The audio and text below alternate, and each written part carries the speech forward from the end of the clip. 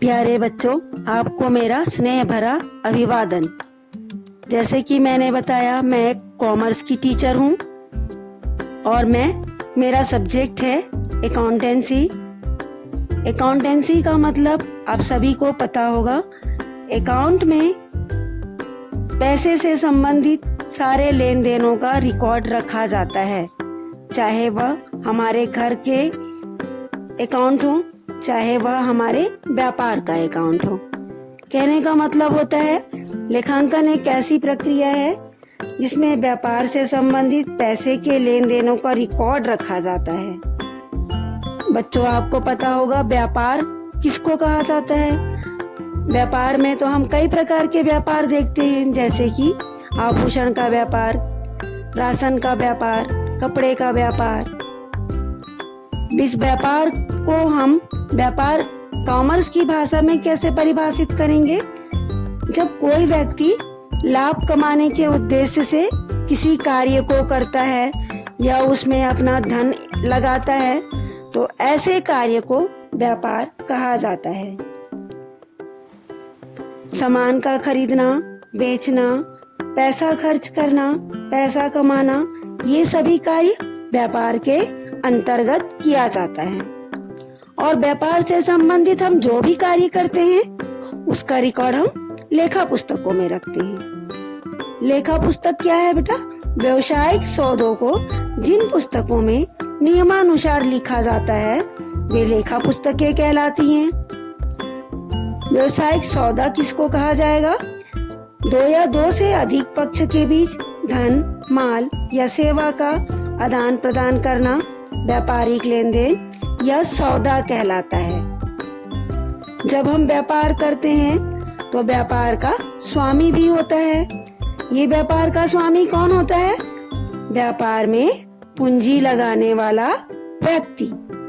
व्यापार कई प्रकार के होते हैं। जब कोई व्यक्ति अपना अकेले व्यापार करता है तो ऐसे व्यापार को एकाकी व्यापार कहा जाता है।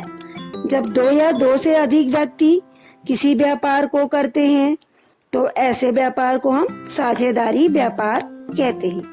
और साझेदारी व्यापार में व्यापार के स्वामी एक से अधिक होते हैं।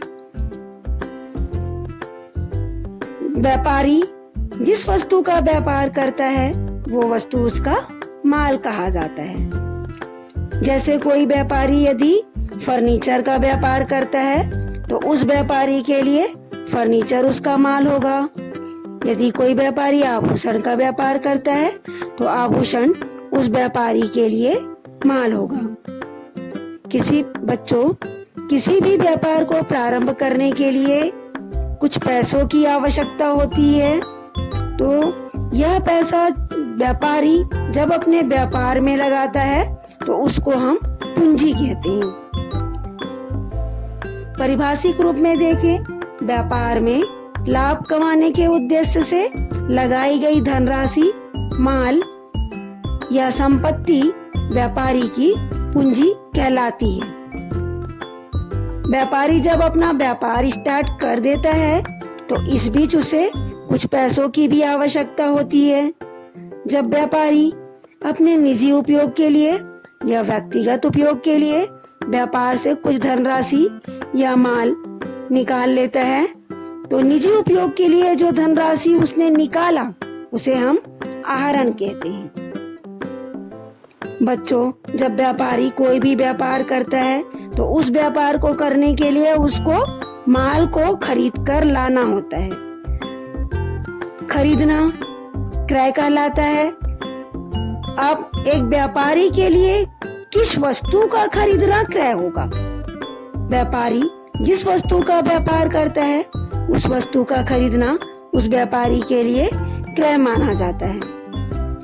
यदि व्यापारी माल खरीद कर ला रहा है तो उस माल का बेचना व्यापारी का व्यापार होगा। अब व्यापारी जिस वस्तु का व्यापार करता है उस वस्तु का बेचना उस व्यापारी के लिए विक्रय माना जाएगा। बेटा, आज हम यहीं तक अपनी पढ़ाई रखेंगे और आगे की लेक्चर में मैं कुछ आधारभूत बातों को आपको समझाऊंगी।